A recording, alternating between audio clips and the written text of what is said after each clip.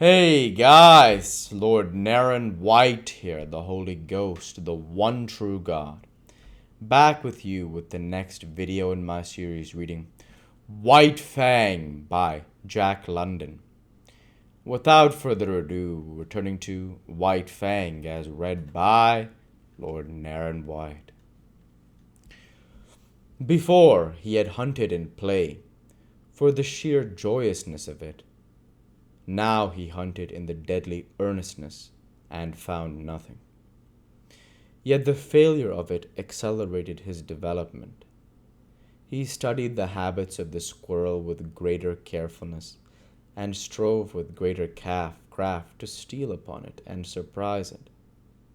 He studied the wood mice and tried to dig them out of their burrows, and he learned much about the ways of moose birds and woodpeckers. And there came a day when the hawk's shadow did not drive him crouching into the bushes. He had grown stronger and wiser and more confident. Also, he was desperate. So he sat on his haunches, conspicuously in an open space, and challenged the hawk down out of the sky. For he knew that there, floating in the blue above him, was meat, the meat his stomach yearned after so insistently. But the hawk refused to come down and give battle, and the cub crawled away into a thicket and whimpered his disappointment and hunger. The famine broke. The she-wolf brought home meat. It was strange meat, different from any she had ever brought before. It was a lynx kitten, partly grown like the cub, but not so large. And it was all for him. His mother had satisfied her hunger elsewhere, though he did not know that it was the rest of the lynx litter that had gone to satisfy her, nor did he know the desperateness of her deed. He knew only that the velvet-furred kitten was meat, and he ate and waxed happier with every mouthful. A full stomach conduces to an action, and the cub lay in the cave, sleeping against his mother's side. He was aroused by her snarling. Never had he heard her snarl so terribly. Possibly in her whole life it was the most terrible snarl she ever gave. There was a reason for it, and none knew it better than she. A lynx's lair is not despoiled with impunity. In the full glare of the afternoon light, crouching in the entrance of the cave, the cub saw the lynx mother. The hair rippled along his back at the sight. Here was fear, and it did not require his instinct to tell him of it. And if sight alone were not sufficient, the cry of rage the intruder gave, beginning with the snarl and rushing abruptly upward into a hoarse screech, was convincing enough in itself. The cub felt the prod of the life that was in him, and stood up and snarled valiantly by his mother's side. But she thrust him ignominiously away and behind her, because of the low-roofed entrance the lynx could not leap in. And when she made a crawling rush of it, the she-wolf sprang upon her and pinned her down. The cub saw little of the battle. There was a tremendous snarling and spitting and screeching. The two animals threshed about, the lynx ripping and tearing with her claws, and using her teeth as well, while the she-wolf used her teeth alone.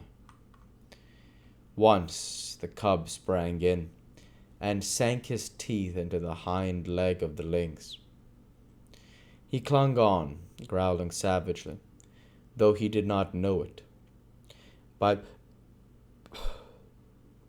the weight of his body, he clogged the action of the leg, and thereby saved his mother much damage. A change in the battle crushed him under both their bodies and wrenched loose his hold.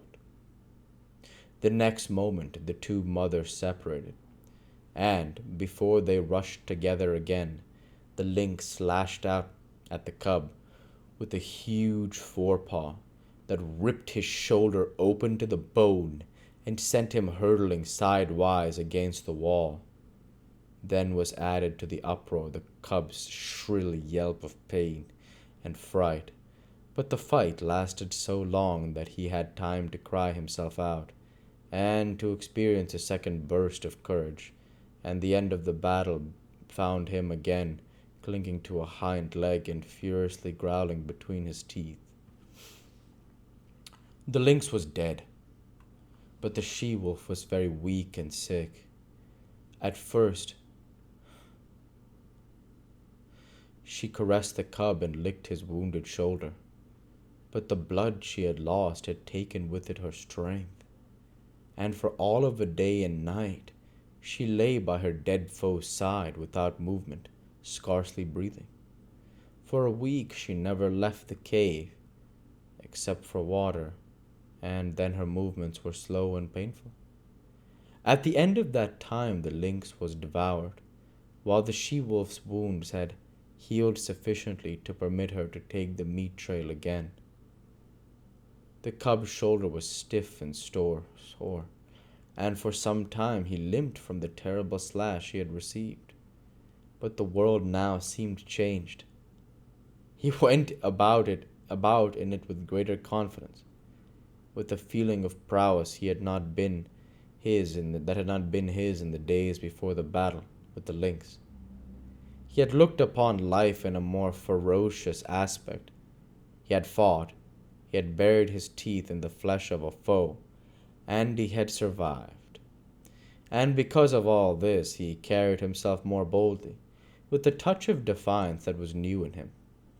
He was no longer afraid of minor things, and much of his timidity had vanished, though the unknown never ceased to press upon him with its mysteries and terrors, intangible and ever menacing. He began to accompany his mother on the meat trail, and he saw much of the killing of meat and began to play his part in it. And in his own way he learned the law of meat. There were two kinds of life, his own kind and the other kind. His own kind included his mother and himself.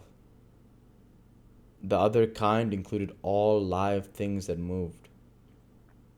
But the other kind was divided. One portion was what his own kind killed and ate.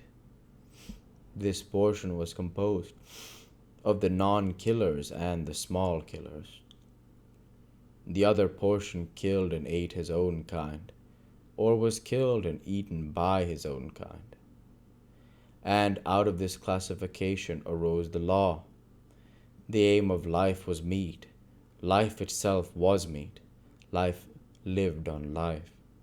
There were the eaters and the eaten. The law was, eat or be eaten. He did not formulate the law in clear, set terms and moralize about it. He did not even think the law. He merely lived the law without thinking about it at all. He saw the law operating around him on every side. He had eaten the ptarmigan chicks. The hawk had eaten the ptarmigan mother. The hawk would also have eaten him. Later, when he had grown more formidable, he wanted to eat the hawk. He had eaten the lynx kitten. The lynx mother would have eaten him had she not herself been killed and eaten. And so it went. The law was being lived about him by all live things, and he himself was part and parcel of the law. He was a killer.